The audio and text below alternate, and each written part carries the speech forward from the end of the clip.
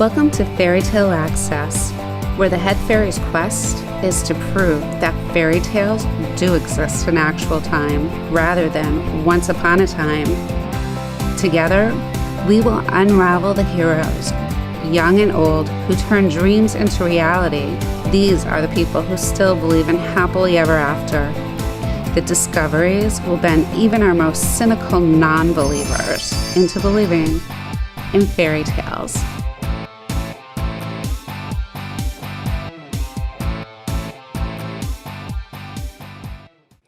Hi, welcome to Fairy Tale Access. Today we have the mysterious K.L. Kolarich with her new series. She's an up-and-coming author, and it's called The House of Bastiion, and it's the Herdron Legacy, and you guys are going to love it. Thank you for joining us. How are you today? Thank you for having me. It's an honor. I'm pretty good today. The sun is shining outside in Nashville, so it's a pretty good day. It's so funny. There's so many contradictions. So you have this really nice, glamorous look, and this is just full of like intrigue, evil, and it just goes on. And it's so well crafted. There's Thank you. Overlapping plot lines with different characters. And how did you come up with that, especially for your first book? The funny thing is I never actually really believed it was going to be published by myself or somebody else. I mean, when I started writing it, it was kind of a deviation from something that I was actually working on. I had been working on a nonfiction exposition, and I had gotten about halfway through that project thinking that that's what I would want to pursue. And I had been working on it for a few years, and my only reader at the time was my sister-in-law. And we had flown out to Portland to see them, and she had basically asked me one question that kind of changed my life. She said, I like what I read. This is good. It's fine. But if we walked into Barnes and Noble or a bookstore, you would not be pulling this off your shelf. And she said, when I walk in your home, this is not what decorates your walls. And she asked me the question, what would it look like if you actually wrote what you would read? And she was right. And it kind of demolished me for a minute because I'd been working on this other thing for 2 years. And so on the plane ride home, my husband was sleeping and it was a late night flight. And so I was all alone, in the dark with like the big spotlight over my head. And I opened up my laptop and I gave myself the duration of the flight to just play. What would it look like if I wanted to write my favorite book? And I ended up writing the first couple pages of the prologue really the figure, that opening kind of mysterious entity, is the first character that I ever created. The whole world to me is seen through his eyes and on his shoulders. And that was written as a fluke. And so the whole world was really developed off of him. And I ended up trashing my other project. And 5 years later, it took me 5 years to write that book. And here we are today. That's fantastic. So it took 5 years altogether? Yes. Now, I don't think it should have taken 5 years. It probably should, with the world building, it probably should have taken 2.5 to 3 with my being a novice, and then the depth of the world. But I think that there was an extra 2 years in there because of self-doubt, and I just needed to muddy through that. Yeah. There's no self-doubt in the book. Thank you. So you overcame that obstacle, but how did you get into a royal court of sorts? There's sorcery, there's an old rival, there's bloodshed. There's a lot of blood. And I got to tell you, the second book, there's way more blood. Really? Yes.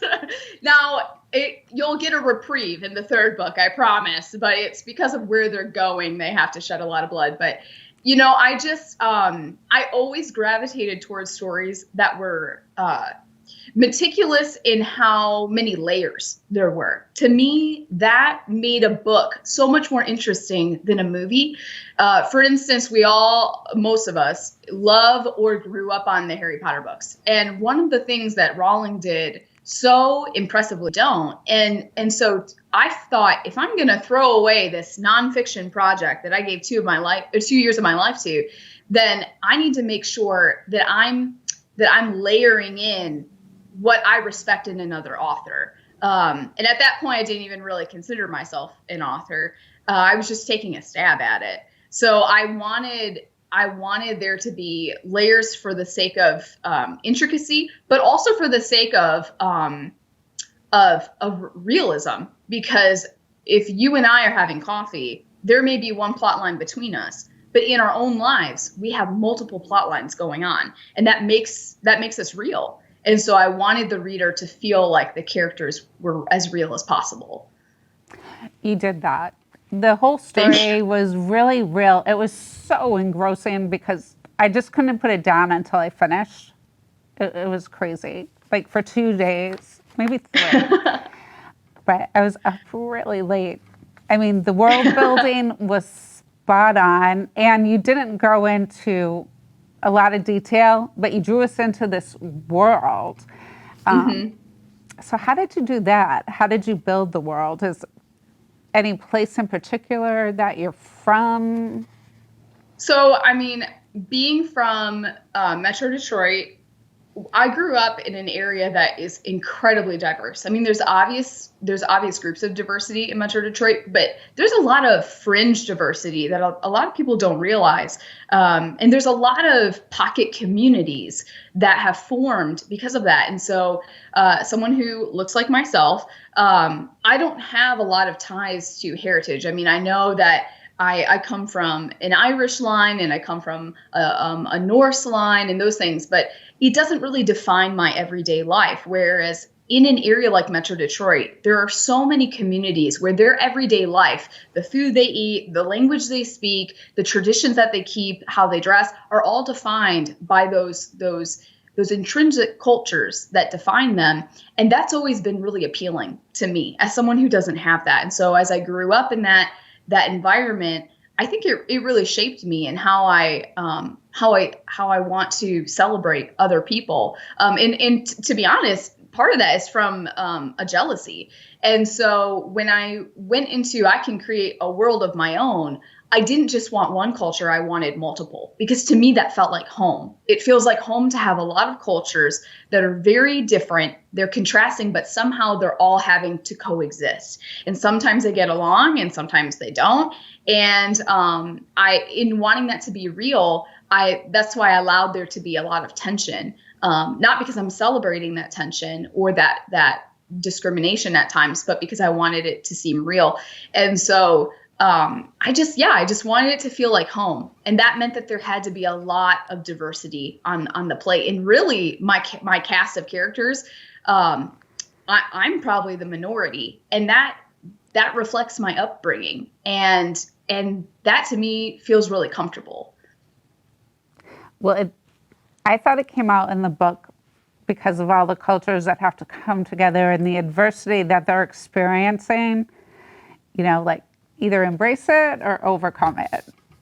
It came up a lot. What about the language that you used in several different areas? Was that something that you made up, or was it derived from different languages?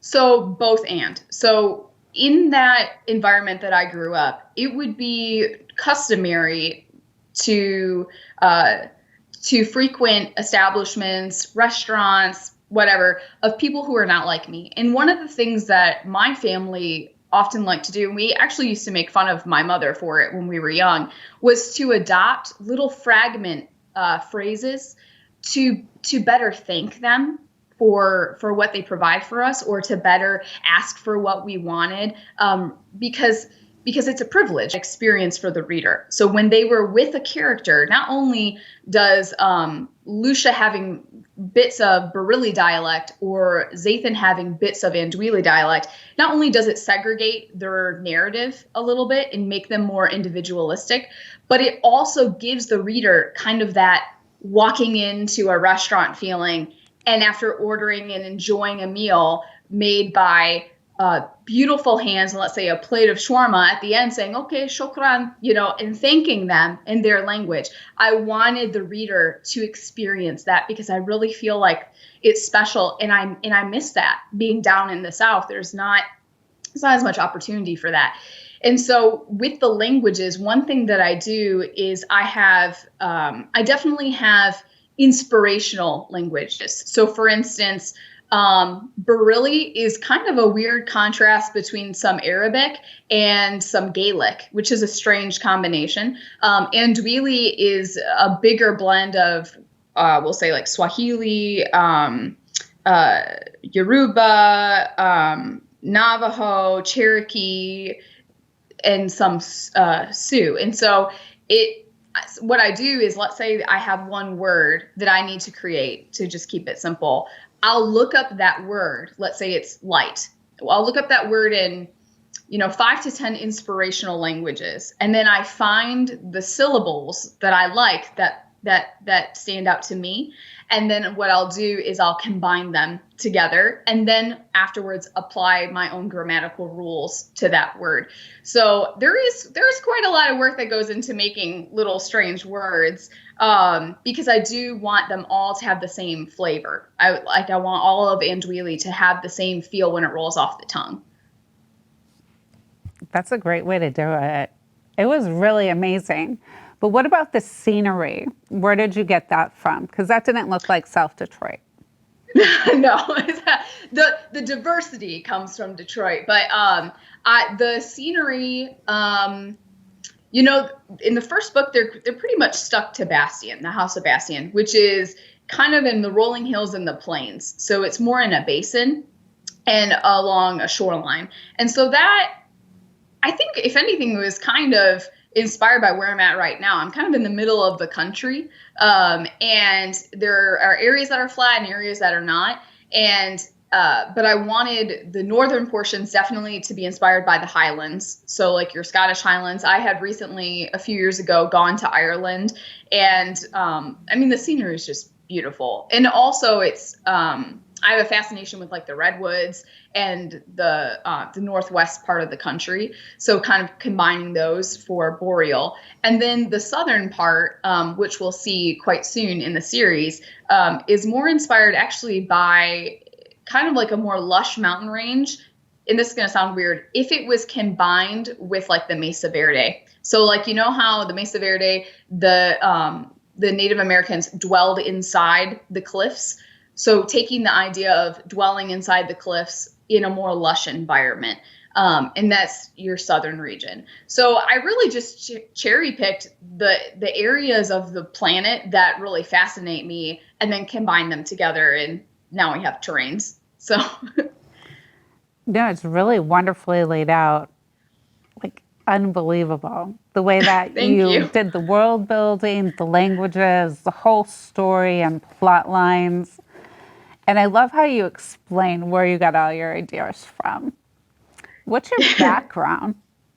A lot of people, they will ask me that. And I think it's not impressive at all. I mean, I actually didn't go to college. I was just an avid reader all throughout my youth. And I ended up going into a trade. I actually did hair for a long time. And what I would do is when I was in between clients or my clients were processing, I would be reading. Nonstop. There was one month I read 20 books, all while my clients were processing. And then, of course, staying up way too late at night. And so I just I went out of that into teaching. I ended up teaching hair. And so then I got more of an organizational experience. And then from that, I actually broke out of that and went into the corporate sector and ended up supporting CEOs and presidents. And so I have this weird background of a lot of creativity with a lot of analytical organization. And plus my obsession with literature, and fantasy. Now we have a book baby. So how many books will be in the series? 5. So the next one, I'm literally, today, like I'm literally just a couple days out from finishing the second book. That I'm hoping to release in March, and hopefully the third after that by the end of 2022. But in total, 5 books, and I'm actually pretty certain that I will be doing a prequel trilogy as well, because I had to decide that early on if I was going to do it, because in this book I'm writing right now is the only region where on the map those plots will overlap. So I had to decide now if I'm going to write a prequel, because I have to lay the Easter eggs and the groundwork so that the stories will actually line up together and that the reader will see evidence of that history. So I kind of had to write 2 books at the same time right now, one in my head and in notes, and then the other in my actual Word document, 200 years apart. How do you keep track of it all? I have a lot of notes. I have, right now my desk, if I could show you, it's covered in orange Post-it notes.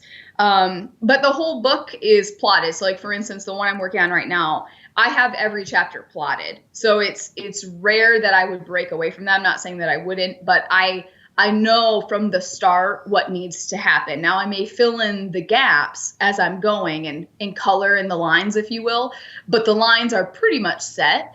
And so what I do at the beginning of a book, now that I have a process, is I actually have different colored Post-it notes for the different POVs. So like I'll have one for Lucia, one for Zathan, and one for the figure. And I actually will create a timeline of things that need to occur around my walls. And then I'll line them up accordingly. And then once I get it in a timeline, and I'll have, this is in Lucia's perspective, this is in Zathan's, so on and so forth, then I'll translate that to a whole chapter by chapter outline.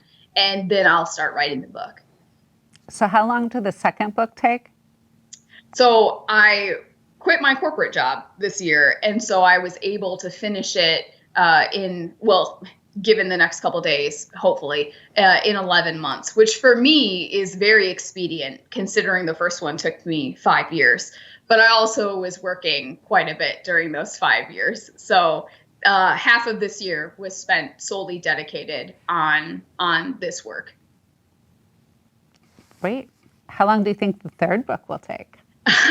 I'm hoping I can get it done in 6 months, and then I like a good 3-month ramp up. That includes the beta season, the red lines with my editor, which makes sense honestly for a monetary return. But for me, I'm not really. I mean, the money's nice, but I'm not writing it for the revenue. I'm writing it because I want to read it, right? I'm writing my own favorite book. That's the goal. And so to me, I want to take sufficient time to do that with excellence to the best of my human ability. And B, when I accomplish that, I don't just want to put it out on the market. I want to give it the respect of a full marketing season and really ramping that up. Otherwise, sometimes I think we miss it, right? Like you spend half a year or a year writing something, and then overnight you're like, oh, here it is. And it kind of discredits the work that we put into it. What about your readers? Do they push you? Like, when is the next book? They do. They do. I have an assistant who helps me manage my social media. I'm not really the best with social media. I'm pretty reclusive.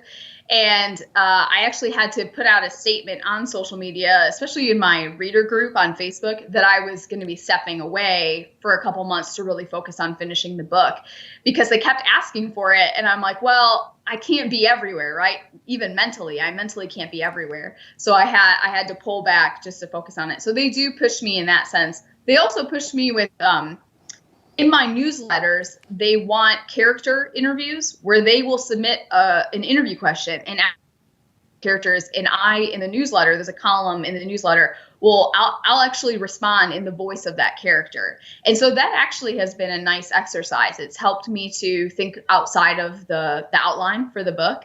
And so in some ways, when they push it, actually broadens my own understanding of the characters. In the last newsletter, I actually gave Zathan and Dimitri this whole story that happened that is not in the books. It's just in the newsletter, which is kind of neat. That is neat. It's really interactive. And what about, there's a lot of references where I'm not sure how to explain it, but it's such a big part of the story where the people are almost like an animal, but not. Yeah. Yeah. So like it's more like the persona. So like Right. I do have on the website like I'm wearing Pilar's hat right now. I have like these little animal crests, and it's really just emphasizing the core values of that region. So I mean, I have a whole nerdy quiz you can take, to find out what house you're in, and if you want to buy a t-shirt with that house on it, you can. But it's really just kind of taking the whole idea of one of the reasons people love Harry Potter so much is that they can see themselves in a grouping, right? Like they can find a place at Hogwarts. Oh, I'm Ravenclaw. Oh, I'm, Hufflepuff, whatever. Well, I wanted to also deliver that experience outside of an academic storyline. And so there are key attributes, which is true of cultures, right? Like there are key things that different cultures in different regions value over other things. And the same is true of my cultures in the Hadrian legacy. And so, for instance, Boreal, I have their crest is like that fox wolf, because I created that fox wolf hybrid, which can't exist in real life genetically, but there's your magic. And so some elements of a wolf is they're patient, they can be reclusive, and they have kind of like this resilience to them, right? And so giving them those traits, so like Pilar, I gave them an owl, so they value wisdom, and they're very smart, which means sometimes they can be very cunning. And so kind of taking those things, but allowing enough outliers so that you can still have other characters who don't necessarily fall exactly into that formula in each region. No, it was so clever. Really was. And Thank you. I just enjoyed the story immensely. It was just, I couldn't put it down. Well, that means a lot, because like I said, I mean, I quit my job for it. So it's I think whenever you create something, you're alone with it for so long, and you question all the time. It not only is it good, but is it worthy? Is it worthy? Is it worthwhile? And then you have to, before you get the answer to that gut wrenching question, you have to take a leap and allow for the opportunity for this wave of criticism to come in and say, no, it's not worthy. And so that was a really hard leap. And so I have been very blessed that it's gotten a better reception than I ever imagined, which is huge, because I lived in this world by myself for 5 years, and now I'm not alone in it anymore, which is just mind-boggling to me.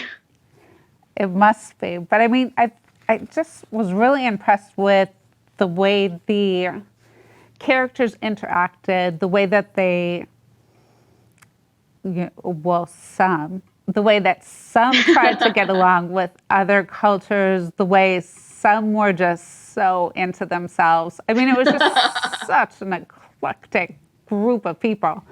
And it was just a rush storyline where, you're chasing it because you just have to see what happens next. Yeah, I did get a little criticism from a few reviews, not a lot, that the interactions were too vicious, that the characters, there were certain characters that were too unlikable. And to me, I felt like, that's intentional, because if I have 5 books planned and I know where they're going, I also know how they're going to grow. And to me, the best stories are redemptive stories. They're stories where you have a character that you would never gamble on, you know what I mean? Or you would never believe in. And then somehow over the course of a few books, they transform because of situation after situation, or revelation after revelation in just time. And I think that that's something that a lot of fiction, especially, there's a big trope in fantasy of enemies to lovers. And I'm not saying that mine is enemies to lovers, but I think we can all agree it's at least enemies to friends. And they're not even friends yet. But one thing that we lose in these kind of books that are popped out like Skittles is we rush the real work that needs to happen when prejudice is there. The solution to prejudice isn't just realizing, oh, I'm prejudiced. it's actually spending time with someone that you disagree with, you don't understand, and you're unfamiliar with. And that takes time. And in a series, it takes books. And so I wanted to start the series before that work began, which means there are going to be aspects of the characters, all of them, that are not palatable, you know? And that's the truth with us. There are things, your best friend, there are things about your best friend that are not your favorite, even Right. at their best, you know what I mean? And so I wanted the characters to feel real enough to where there are things you love about them and some things you really don't. Right. Well, I mean, the whole thing takes place, so it gives you ideas of places to travel to, but it's a place that we can't really go because it only exists in your imagination. But the characters are all people that we meet every day that we can relate to. And Yeah. I love the way that you know, are addressing the whole aspect of prejudice, the sarcasm that some people use, how things could be misinterpreted, all of it. Yeah, It was everything's really, misinterpreted. right. But it was just really wonderfully woven together in a great storyline that had people thinking by the end of it. So, No, I mean, that means a lot. Because there was one scene, so without giving it away, I'm sure you can pick out which one it is. There's one scene in a training room where Zathan really takes something too far. I mean, he really takes it too far. And given his upbringing and his tactical approach to winning, that would make sense for him. And my editor actually wanted me to take that out. She said in the notes, your readers will not forgive him. They will not forgive him for this. If you are wanting to lift him up down the road, he cannot do this. And I thought to myself, isn't that unfortunate? Because each of us have done something that is unforgivable. And if I shelter the reader from a real moral failing, then his redemption story is not realistic whatsoever. So I kept it in there. And ironically, I had another author read it for one of those editorial quotes on the back. And at the end, I asked her, you know, my novice, nervous self, I said, what was your favorite part? And she said, that scene in the training room. And that was, to me, so revolutionary, because the very thing that someone thought needed to go was the thing that needed to stay. definitely. Well, thank you for sharing so much about how you crafted this wonderful series. I can't wait to see the rest of it. Thank you so much for having me and for taking the time to read it. Like I said, I thought I was going to be alone with it for a long time, and the fact that that you read it is just a really big honor. Oh, it was a pleasure. Definitely a pleasure. If you guys want an awesome book to read, The House of Bastiion, The Hardened Legacy is definitely the book to go to. It won't let you down. It'll keep you engaged for hours. Start early.